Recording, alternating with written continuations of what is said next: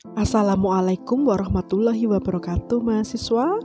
Kita lanjutkan untuk materi metode ekstraksi. Hari ini kita membahas sokletasi. Alat yang dibutuhkan untuk sokletasi antara lain LAB atau labu alas bulat, yang kedua pendingin, yang ketiga kertas saring, corong kaca, batu didih, selang, dan yang terakhir ada sifon. Sifon ini merupakan bagian terpenting dari proses sokletasi atau alat yang dibutuhkan untuk proses sokletasi. Dari sifon sendiri nanti dibagi beberapa bagian. Yang pertama adalah timbal yang merupakan wadah untuk menempatkan bahan simplisia yang akan diekstrak. Kemudian ada pipa F yang merupakan pipa yang berfungsi untuk tempat jalannya uap bagi pelarut yang sudah menguap akibat proses pemanasan saat proses ekstraksi. Dan yang ketiga yang dinamakan sifon sendiri berperan dalam perhitungan siklus. Jika larutan pada sifon sudah penuh dan jatuh ke labu alas bulat, maka proses ini dinamakan satu siklus.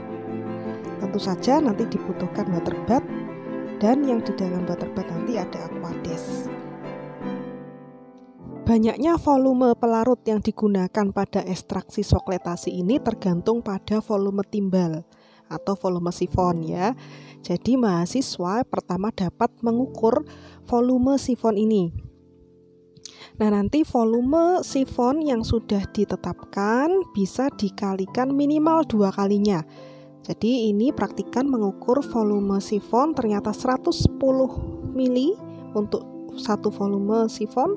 Nah, nanti digunakan pelarut untuk ekstraksi sebanyak minimal 2 kali sehingga digunakan 220 ml. Nah, kenapa digunakan 2 kali volume dari sifon dalam proses ekstraksi sokletasi nanti bisa dibahas bersama dosen masing-masing pada forum diskusi. Setelah menyiapkan pelarut, yang kedua adalah menyiapkan bahan. Bahan dimasukkan ke dalam selongsong kertas saring yang dibuat dengan tinggi maksimal setinggi sifon ya, setinggi pipa yang berada di tengah-tengah tadi sifon. Nah, mahasiswa bisa membuat selongsong dengan cara menjahit kertas saring seperti pada video, dibuat seperti kantong dan memasukkan serbuk kering simplisia ke dalam wadah tersebut. Biasanya dalam satu sifon ya, serbuk yang bisa masuk ke selongsong ini hanya kurang lebih berkisar dengan berat 30 gram saja. Nah, itu adalah serbuk yang sudah masuk dan ditutup dengan cara dijahit lalu dimasukkan ke dalam bagian dari sifon yaitu timbal yang merupakan bagian untuk menempatkan simplisia yang sudah berada di selongsong. Seperti itu. Kemudian alat sifon tadi kita letakkan di atas labu alas bulat yang di dalamnya sudah terdapat pelarut sebanyak 220 ml tadi ya, seperti pada video. Jangan lupa di dalam labu alas bulat terlebih dahulu ditambahkan batu didih. Nah, seperti itu sudah terpasang sifonnya dan di atas sifon dipasang juga pendingin atau kondensor. Pelarut untuk ekstraksi sokletasi bisa ditempatkan langsung di dalam labu alas bulat atau dengan cara yang seperti pada video ini. Nanti praktikan akan memasukkan pelarut melewati bagian atas dari pendingin. Jangan lupa selang dipasang, selang masuk di bagian bawah dan selang keluar di bagian atas.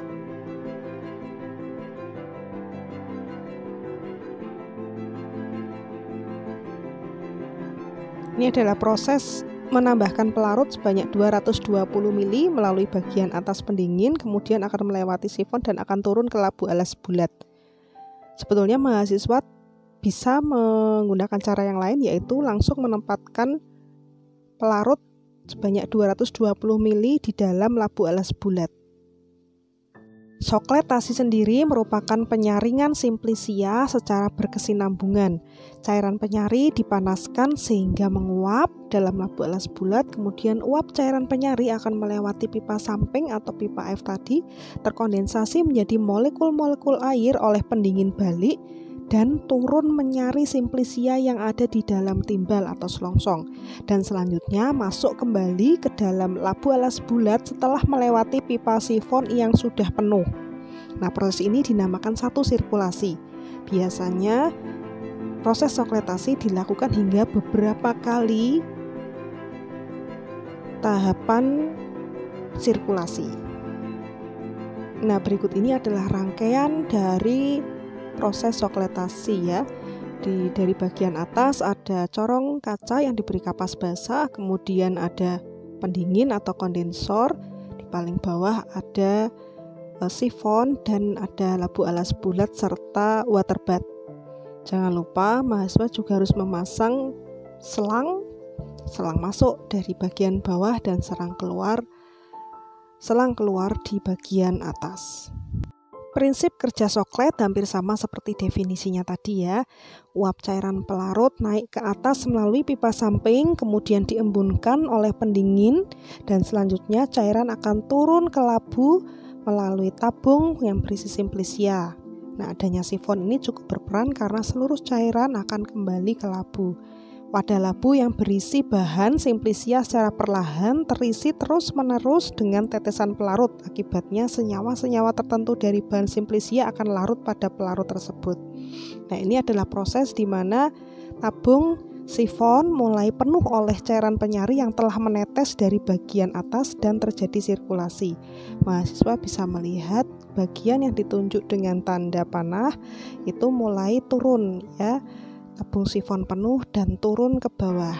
Nah, yang ditunjuk itu pelarut turun ke bawah sehingga nanti semua pelarut yang berada di sifon akan berada pada labu alas bulat kembali.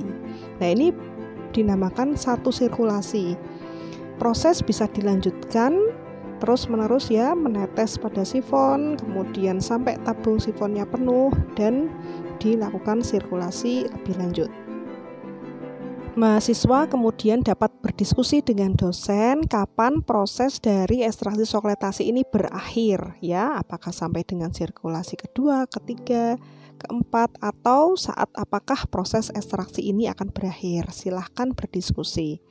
Selanjutnya, Bu Ririn akan jelaskan tentang identifikasi dari tinktur soklet yang dihasilkan, ditempatkan di beberapa tabung dan akan direaksikan dengan beberapa reagen yang ada atau sesuai dari Pustaka MMI Materia Medica Indonesia.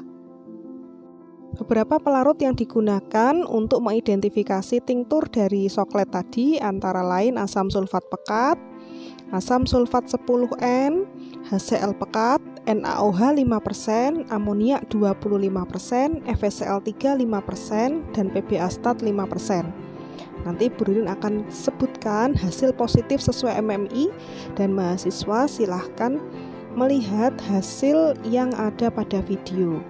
Kemudian mahasiswa bisa membandingkan dengan hasil yang ada di MMI sesuai dengan yang Bu Ririn sebutkan.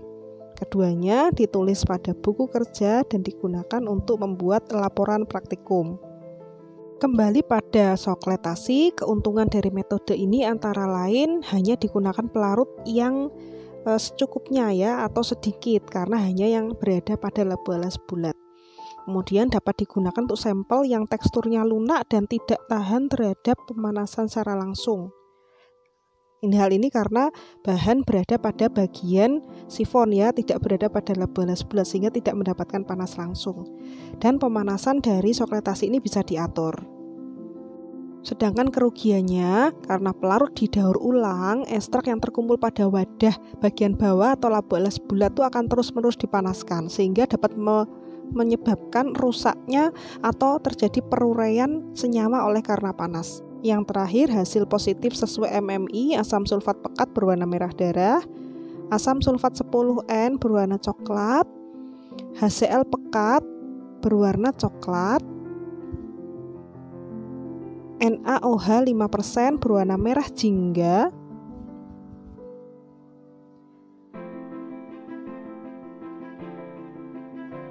amoniak 25% berwarna merah jingga, FeCl3 5% berwarna coklat, dan terakhir PbA-stat 5% berwarna merah jambu. Demikian dari metode sokletasi, semoga bermanfaat, semoga mahasiswa sehat selalu dan semangat belajar. Selanjutnya, selamat berdiskusi bersama dosen pengampu masing-masing. Dan terima kasih kepada tim sokletasi, Nur Hasanah, Atania, dan Ririn Suhersanti.